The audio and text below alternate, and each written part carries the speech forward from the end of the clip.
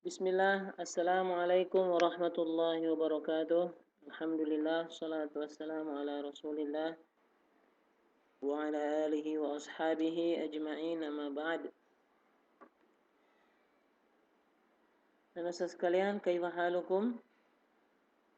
Semoga antum semua senantiasa dalam keadaan sehat walafiat dan selalu dilindungi oleh Allah Subhanahu wa taala. Kita kembali melanjutkan pembelajaran kita di tema 4, subtema 2, pelajaran 3 dan juga pelajaran 4. Sebelum kita mulai pelajaran, jangan lupa untuk berpakaian yang rapi, berdoa, dan juga siapkan buku catatannya untuk mencatat hal-hal yang penting di dalam pembelajaran. Kita berdoa dulu. Allahumma inni as'aluka ilman nafi'an wa rizqan tayyiban wa amalan mutaqabbalan. Allahumma la sahla illa ma ja'altahu sahla wa anta taj'alul hazna idza syi'ta sahla. Baik, pemirsa sekalian, pembelajaran kita subtema 2, gangguan kesehatan pada organ peredaran darah. Pelajaran 3 dan pelajaran 4. Kita akan mempelajari 3 muatan pelajaran di pelajaran 3 dan 4, yakni ada Bahasa Indonesia, PPKN, dan juga IPS. Yang pertama, pemirsa sekalian, kita akan belajar tentang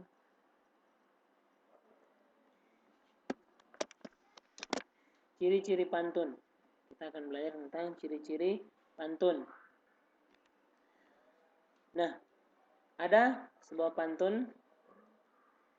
Jalan-jalan ke kota Medan, jangan lupa membeli durian. Mari bersama eratkan persatuan, musyawarah mufakat hendaknya ditegakkan. Satu ulangi. Jalan-jalan ke kota Medan, jangan lupa membeli durian. Mari bersama eratkan persatuan, musyawarah mufakat hendaknya ditegakkan. Ini sebuah puisi tentang persatuan dan juga tentang kesepakatan di dalam musyawarah, tentang persatuan di antara warga masyarakat. Nah, sebelumnya kita ulangi lagi dulu pengertian puisi dan juga ciri-cirinya. Pengertian pantun dan juga ciri-cirinya. Jadi pantun, pemirsa sekalian, adalah bentuk puisi Indonesia atau puisi yang berasal dari daerah Melayu yang tiap baitnya terdiri atas 4 baris. Tiap bait ini tadi ada satu bait puisi tadi terdiri atas 4 baris. Ciri-cirinya, sajak pantun biasanya bersajak AB AB. Satu bait terdiri atas 4 baris. Tiap baris terdiri atas 8 sampai 12 suku kata. Ada 4 baris tadi, tapi pantun kita di sini sajaknya AA AA, tidak AB AB. Boleh ya? Boleh kita pantunnya AA AA atau AB AB. Ini kemudian tadi puisi di atas pantun di atas terdiri atas 4 baris. Kemudian terdiri atas 8 sampai 12 suku kata atau setiap barisnya terdiri atas 4 kata. Nah, ini sudah kita bisa perhatikan. Jalan-jalan ke kota Medan. Jalan-jalan ke kota Medan. 1, 2, 3, 4, 5, 6, 7, 8, 9 suku kata. Cukup. Jangan lupa membeli durian. Jangan lupa membeli durian. 1, 2, 3, 4, 5, 6, 7, 8, 9 juga. Mari bersama eratkan persatuan. Mari bersama eratkan persatuan. 1, 2, 3, 4, 5, 6, 7, 8, 9, 10, 11, 12. Musyawarah mufakat hendaknya ditegakkan. Musyawarah mufakat hendaknya ditegakkan. 1, 2, 3, 4, 5, 6, 7, 8, 9, 10, 11, 12, 13, 14. Lebih. Tapi tidak apa-apa ya. Tidak wajib ya. Tidak wajib. Tapi jangan terlalu kepanjangan. Karena pantun akan terdengar kurang bagus ketika dia lebih. Ya. lebih suku terlalu panjang kata-katanya, terlalu kelebihan suku katanya, maka akan jadi jelek. Kemudian dua baris pertama adalah sampiran dan dua baris berikutnya adalah isi pantun. Ingat ya, dua baris pertama ini disebut dengan sampiran. Kemudian dua baris berikutnya adalah isi pantun. Ya. Dua baris setelahnya baru isi pantun. Jadi dua baris pertama itu sampiran ya. Dua baris pertama isinya itu ada di dua baris kedua atau di baris ketiga dan juga baris keempat. Berarti pantun di atas isinya tentang apa? Isinya tentang ajakan untuk bersatu dan juga ajakan untuk mengutamakan musyawarah mufakat di dalam suatu kelompok masyarakat. Ini yang warna merah itu sampiran, yang warna hijau itu merupakan isi. Jalan-jalan kota Medan, jangan lupa membeli durian, itu sampiran. Isinya apa? Pesannya, mari bersama eratkan persatuan, musyawarah mufakat hendaknya ditegakkan. Nah, sekalian, berbicara tentang musyawarah dan juga mufakat. Musyawarah itu merupakan rapat bersama untuk menyelesaikan suatu permasalahan. Rapat bersama untuk penyelesaian suatu masalah. Sedangkan mufakat adalah hasil daripada musyawarah tersebut. Ketika kita berkumpul bersama rapat, kemudian hasil rapat tersebut disebut dengan mufakat atau kesepakatan. Jadi anak sekalian, sebagai warga masyarakat kita bertanggung jawab untuk mengamati pelaksanaan pengambilan keputusan dalam setiap rapat ataupun setiap kelompok masyarakat itu bertanggung jawab untuk mengamati pelaksanaan pengambilan keputusan. Khususnya pada masyarakat Indonesia, pengambilan keputusan dapat dilakukan melalui musyawarah. Dan musyawarah bertujuan untuk mencapai mufakat atau kesepakatan. Jadi yang tadinya berbeda-beda pendapat, berbeda-beda pilihan, akhirnya mencapai suatu kesepakatan yang disebut mufakat. Nah, apabila tidak mencapai mufakat, maka dilakukan voting atau dilakukan pemilihan. Contoh-contoh pengambilan keputusan untuk memecahkan masalah dalam masyarakat misalnya sebagai berikut. Ini ada pemilihan ketua kelas. Misalnya di kelas kita, ketika kita baru masuk, kita memilih ketua kelas, biasanya pasti pemilihannya berbeda-beda atau pilihannya berbeda-beda. Ada teman antum dia milihnya yang A, yang satunya yang B, yang satunya yang C. Bagaimana kita bisa menentukan dari A, B, dan C ini?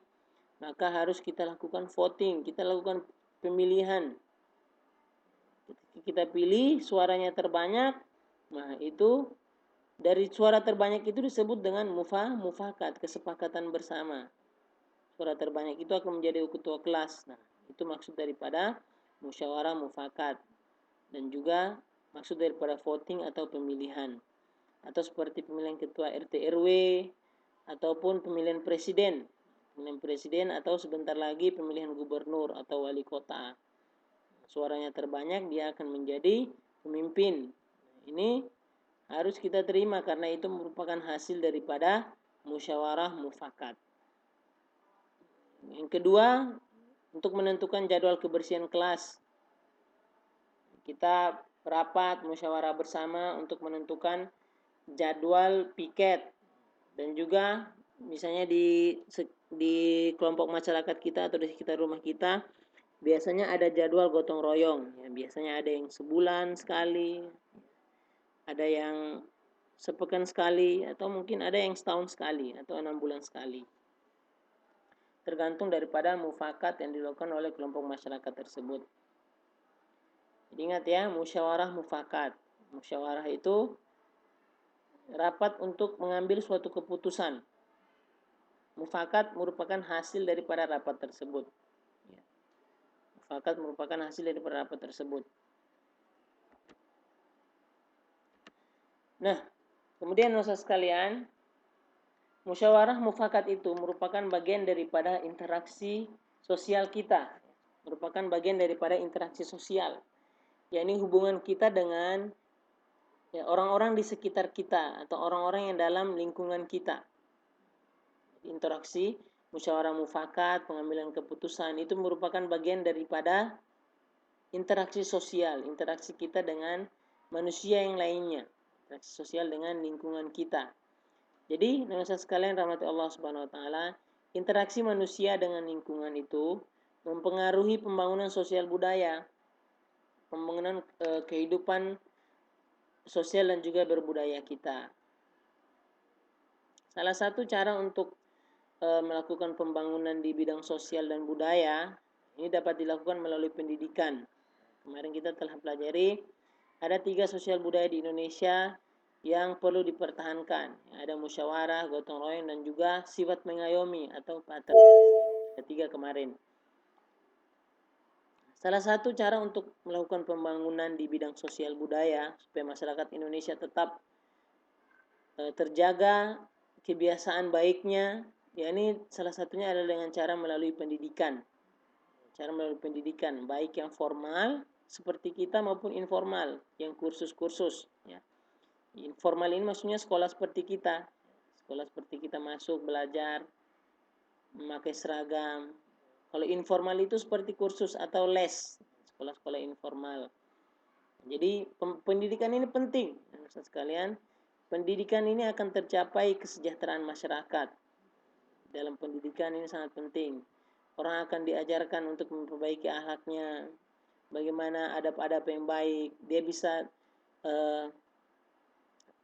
menambah ilmu pengetahuannya yang tadinya tidak mengetahui apa-apa, setelah belajar akhirnya dia menjadi tahu. Yang tadinya mungkin dia tidak mengetahui adab-adab dalam menuntut ilmu atau adab-adab dalam mematuhi kedua orang tuanya. Akhirnya setelah dia belajar, dia terdidik, akhirnya dia tahu, akhirnya dia punya ilmunya. Ini pentingnya pendidikan, pentingnya sebuah pendidikan. Jadi, teman-teman sekalian rahmati Allah Subhanahu wa taala. Contoh aktivitas masyarakat dalam upaya pembangunan sosial budaya, yakni yang pertama ini untuk masyarakat Indonesia, ya. Ini dalam aktivitas pendidikan, yakni wajib mengikuti wajib belajar 9 tahun yang telah dicanangkan oleh pemerintah. Wajib belajar 9 tahun yang telah dicanangkan oleh pemerintah. Kemudian mengikuti pelatihan keterampilan seperti menjahit, membatik, dan membuat karya kerajinan lainnya. Turut serta dalam organisasi masyarakat. Jadi teman-teman sekalian, kita belajar itu bukan hanya udah di sekolah belajar pulang udah selesai gitu. Enggak seperti itu, ya, enggak seperti itu. Tapi kita juga harus menambah keterampilan kita. Kita harus belajar hal-hal yang lain. Keterampilan-keterampilan yang lain. Membuat kerajinan-kerajinan atau belajar ilmu-ilmu yang tidak kita pelajari langsung di sekolah. Banyak ya, seperti ilmu bela diri atau ilmu komputer, ilmu-ilmu seperti menjahit atau ilmu-ilmu kerajinan-kerajinan lainnya.